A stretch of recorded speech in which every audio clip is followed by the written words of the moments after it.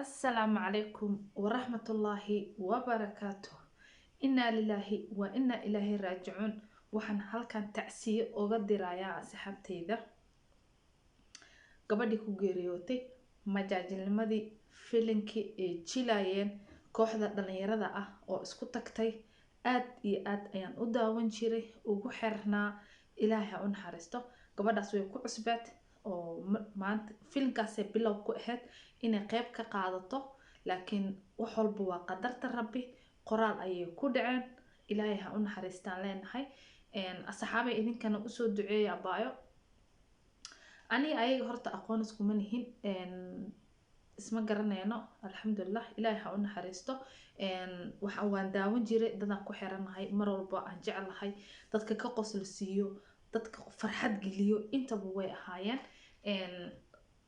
wiilasha iyo gabdhaha. gabadhaana way ku cusbeed oo filinkan ayay ka qayb qaadanaysay. xaqiiqdii waxay tahay markii horta aad wax jilayso ama aad rabto waxa kuugu jiro inaad bulshadaada la qaybsato ama aad usoo bandhigto, dadyooga kaleba way ay soo bandhigaan, waa ayna sameeyaan. laakiin tan meesha taalaa waxay tahay horta qadarta rabbi lama celin karo. qadarta rabbi cidna ma celin karto. tan meesha taalaa waxay tahay qofka horta ajasiisi ayaa meeshaas ku ekeed. qof socdayna cidma celin karto haddii wax walba la sameeyane, because intaas ayay waqtigeeda ku ekaa. ilaahay baa naga jeclaaday, allah ha u naxariistaan leenahay. laakiin tan meesha ku jirtaa waxay tahay hadda filmaanta ay sameynayaan oo kaleeto waxa ay sameeyaan dadka cadaanka ah, bollywoodka oo kale, dadka filmaanta jilayaasha ah, waxayna ku jilaan waa wax been ah. waxa qoriga runta loo maleeyo dhammaan waa been, waa fake. qoriga arkayso rasaas inay ka dhaceyso, waxaas waa been. waxa ka dhacay waa damish, xabad runa ma aha. qofkii dhimasho run ma dhimanayo, qofkii dhaawac runa ma noqonayo. waad aragteen bollywood filmaan badan ay soo bandhigeen, waad aragteen oo duur lagaaga dhigayo magaalada banaankeeda oo kaleetood, hoodkaas oo kaleetood lagaaga dhigayo meel hood ah oo magaalo u dhaweyn, oo biyo u dhaweyn, haraad dilayo, ordayaan, bahala bursanayaan, geedo korkooda seexanayaan, habeen lagaaga dhigayo, haddana waagiinuu bari lagaaga dhigayo. way jiraan oo qarash fara badan ayaa galo, judud badanaa galo.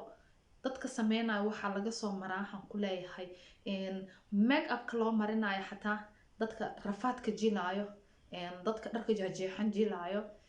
way badan yihiin, siyaabo badan ayaa jirto oo filmaanta loo jilo. waxaan dhihi lahaa inaad wax jishaan ama aad shacabkiina ka qosla siisaan, wax dhibaato ah ay leedahay ma laha. aad iyo aad horta ani shaqsi ahaan aad iyo aad ugu xirnaa, mar walbana iyo mar kastaba saacad waxa ay soo dhigaan waan ku xirnaan jiray, waan daawan jiray, waan qosli jiray. xaqiiqatan sidaa u qoslaa keliyaha ay xanuuni jireen.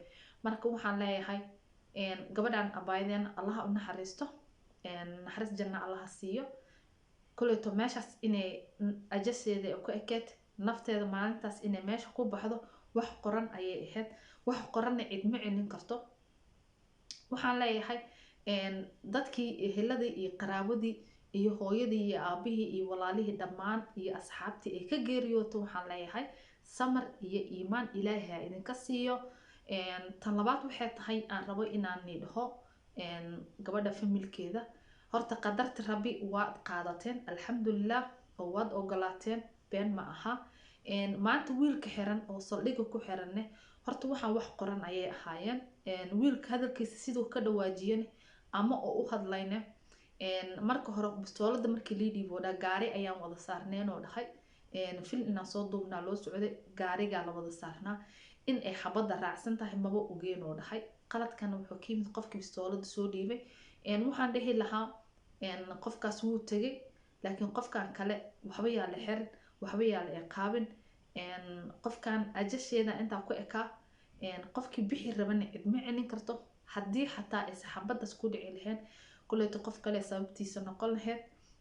haddana waa kamane kuleeto waxaan u maleynayaa dad diin lahaan nahay, dad dhaqan lahaan nahay, dad isgaranayaa leeyahay waxaan u maleynayaa in ay tahay wax soo jireen ah qofka markuu kam xabada ugu dhacdo in aan la isku raacanin in aan la isku dabagelin gabadhaana waxay ka mid ahayd kooxda waxa jilayso ama majaajilistaha ah ayay ka mid ahayd waxaan kaloo ugu dari lahaa mar dambeetood yeesa dhicin in aad qori run ah oo xabado saxa ku jiraan oo qof naftiisa ay ku weyn karto in aad filim ku jishaan taasaan igala dardaarmayaa qoriga risaasta dhan ha laga saaro qasnada risaasta ha laga bixiyo qasnadoo eber ah oona xabad ku jirin dhuunta hadaa hadday xabad raacsan tahay hataa ka saara waa laga saaraa xabad ma raacsano dabkaas iyo holacaas baxaayo waa dheemish xaqiiqatan qofka xabad ku dhacaysa aad arkaysaan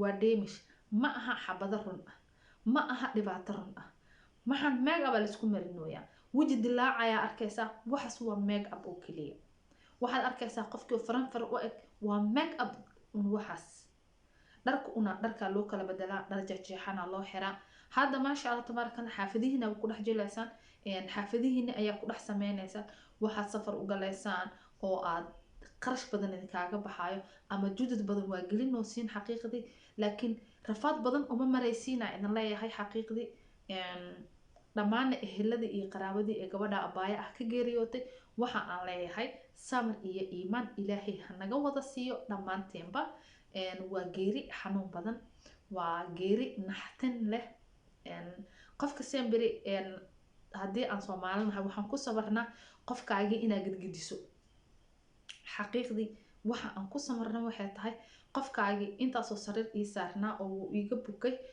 waan gidgidistay alxamdulilah waa aan ku samarnay ayaan dhahnaa laakiin qofkii markii tanoo kale waxaan dhahnaa